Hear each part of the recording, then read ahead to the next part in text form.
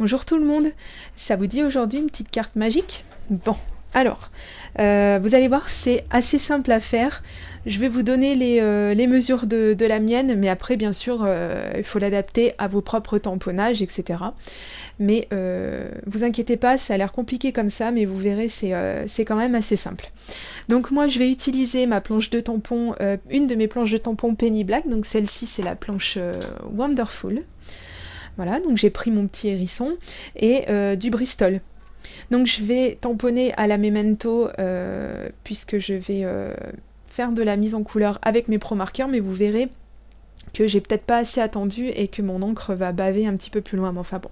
Donc ensuite je prends un transparent et cette fois-ci je change d'encre parce qu'il faut que l'encre adhère sur mon transparent, donc je prends de la Stézone. Voilà, donc là par contre je la laisse bien sécher celle-ci. Et donc voilà, il faut en fait que votre papier et votre transparent aient la même taille. Mais ne vous fiez pas, regardez plutôt vers la fin de la vidéo, enfin quand on y arrivera, ne vous fiez pas, ici ça c'était ma carte prototype, c'est la première que j'ai essayée et ça a planté lamentablement, mais enfin c'est pas grave. Je vous montrerai la carte réussie à la fin. Donc voici tous les Pro Markers que je vais utiliser pour la mise en couleur. Donc je vais tous les utiliser sauf le blender, celui qu'on voit tout en haut, je l'utiliserai pas. Mais pour la mise en couleur, je vais utiliser toutes ces couleurs. C'est ce que je vous disais dans ma vidéo précédente. En fait, je vais mettre des couleurs, un peu plus de couleurs qu'à l'accoutumée. Donc là, vous allez voir, donc je commence avec la couleur la plus claire. Et là, vous voyez déjà un petit peu l'encre baver. Je comprends pas ce qui s'est passé. Comme je vous dis, peut-être qu'elle n'était pas assez sèche ou je sais pas. Bon bref, c'est pas grave. Donc là, je commence avec la couleur blush. Et donc je vais faire ce qui pourrait être un petit peu la peau du hérisson. Mais c'est même la peau du hérisson, je sais pas pourquoi je dis ce qui pourrait, mais c'est pas grave. Donc ensuite, je vais bizarrement, me demandez pas pourquoi, je sais pas ce qui m'a pris. J'ai attaqué ces petits pics. Donc là, j'ai pris ma couleur la plus foncée, donc la couleur Walnut. Et je fais toute la périphérie des poils. Ensuite, je fais une autre partie de la périphérie des poils, donc je vais rentrer un tout petit peu plus vers le corps du hérisson avec la couleur coco. Je continue avec la couleur terracotta. Voilà. Et donc avec cette même couleur, puisque c'est quand même un petit peu, si on veut, la couleur dominante, la dominante des marrons, on va dire, pour avoir quelque chose d'un petit peu clair quand même. Donc je vais repasser sur toutes les couleurs que j'ai déjà passées, pour avoir déjà un premier fondu. Ensuite, je vais prendre une couleur un petit peu orangée, donc la couleur Honeycomb, et donc je continue à progresser tout doucement sur le corps de mon hérisson. Puis je prends une couleur encore autre, je vais prendre la couleur Saffron, et je continue tout doucement, hein, avec des toutes petites surfaces, voilà. Et donc, bien évidemment, vous avez compris que je vais mélanger le tout avec la couleur de toute la plus claire, donc avec la couleur blush. Voilà, alors même si ça tremble beaucoup, bien on va voir que le résultat est vraiment super et j'ai vraiment adoré utiliser bien plus de couleurs qu'à l'accoutumée. Donc là, pour les fleurs, évidemment, c'est des tout petits endroits, il n'y a vraiment pas de raison que je prenne 6 couleurs pour faire d'aussi petites surfaces. D'ailleurs là j'en prends même 3, c'est vraiment pas la peine de m'enquiquiner, mais c'est pas grave, c'est comme à mon habitude, j'aime bien m'embêter pour rien. Donc voilà.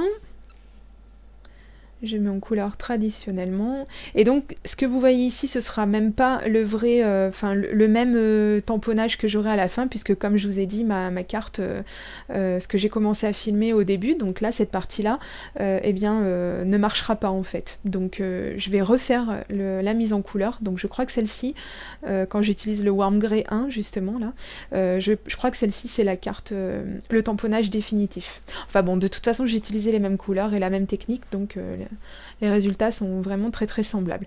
Donc voici ce que ça donne. Donc j'adore. Donc maintenant place à la carte en elle-même. Alors, donc ça c'est ce qui va accueillir le tamponnage et le petit transparent qu'on a fait au début, donc ils doivent avoir les mêmes dimensions. Voilà.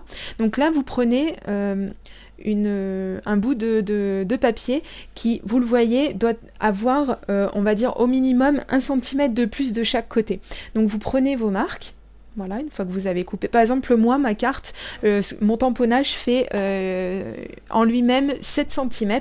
Et donc, effectivement, ma carte fait 1 cm, enfin, le fond de ma carte, ce que je suis en train de découper, fait 1 cm de plus de chaque côté. C'est important.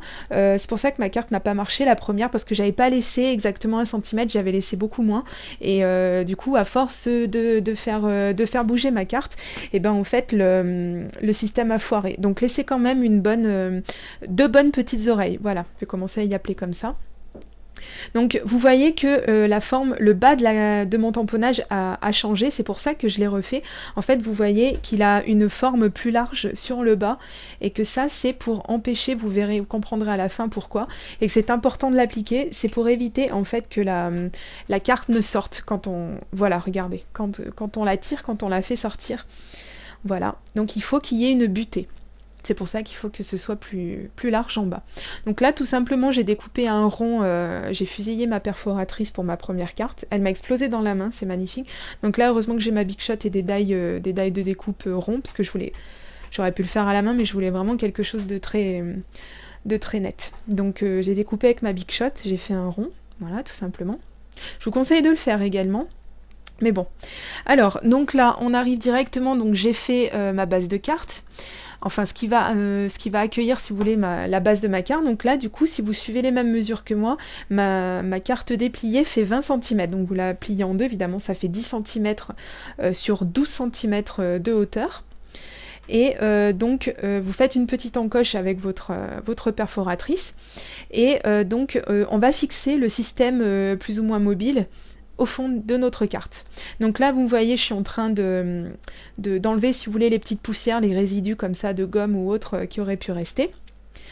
Voilà, parce qu'on va vraiment fixer tout ça, on va fixer le système. Donc là, je fais un trou avec ma crocodile et puis par la suite, je vais mettre un ruban. Et donc là, attention, on se concentre, c'est là où c'est un petit peu il faut vraiment pas rater le coche. Donc on va mettre, regardez bien, on va mettre de l'adhésif sur la première oreille et sur la deuxième et sur tout l'arrière de la carte, sauf, vous voyez, je suis pas passée dessus avec mon doigt, sauf la partie mobile, la partie où il y a l'encoche noire, si vous voulez. Parce que c'est cette partie qui va sortir et rentrer de la carte. J'espère que vous commencez à comprendre un petit peu le système, justement. Et donc, il faut mettre de l'adhésif. Donc, moi, j'ai choisi cet adhésif double face parce que ça colle super bien. Donc, j'ai mis plein de double face à l'arrière, sauf sur la partie où il y a la petite encoche noire. Voilà, j'espère que c'est assez clair. De toute façon, une fois que vous aurez vu une fois ou deux la vidéo, je pense que vous pourrez faire votre propre système, il ne devrait pas y avoir de problème. Donc moi, je centre. Après, pour des effets de style, on peut très bien ne pas centrer. Moi, je préfère que ce soit centré. Parce que oui, j'ai oublié de vous le dire, mais vous l'avez vu par vous-même, il faut créer une petite fenêtre, en fait, pour qu'on voit votre tamponnage.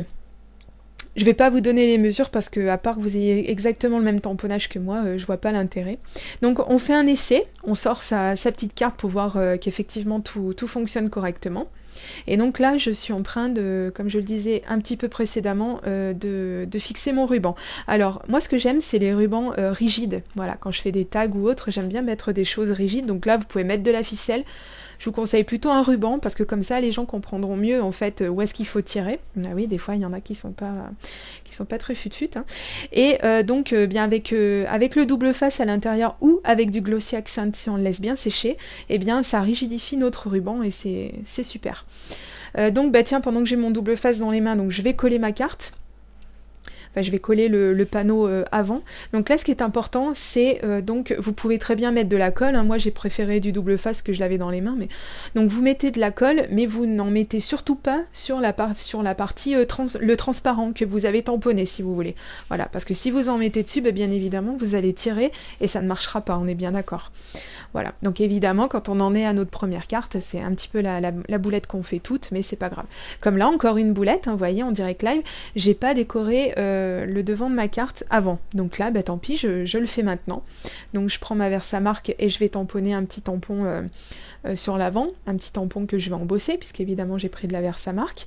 Et donc comme vous le voyez, je vais utiliser mon pistolet à air chaud et j'ai tiré mon transparent parce que j'avais peur, même en chauffant mon pistolet à côté et en le mettant sur ma carte uniquement quand il est très chaud, j'avais quand même peur que ça fasse gondoler ou pire que ça fasse fondre mon bout de transparent.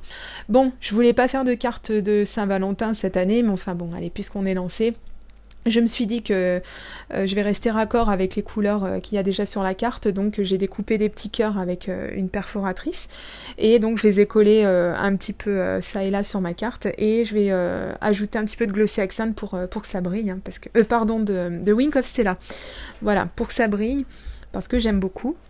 Voilà, et donc là, on va voir la carte terminée, le système de la carte magique, voilà, qui change de couleur quand on la sort. Voilà, donc on y est. Vous voyez, c'était pas très compliqué. Si vous avez des questions, je suis là dans les commentaires, il n'y a pas de souci.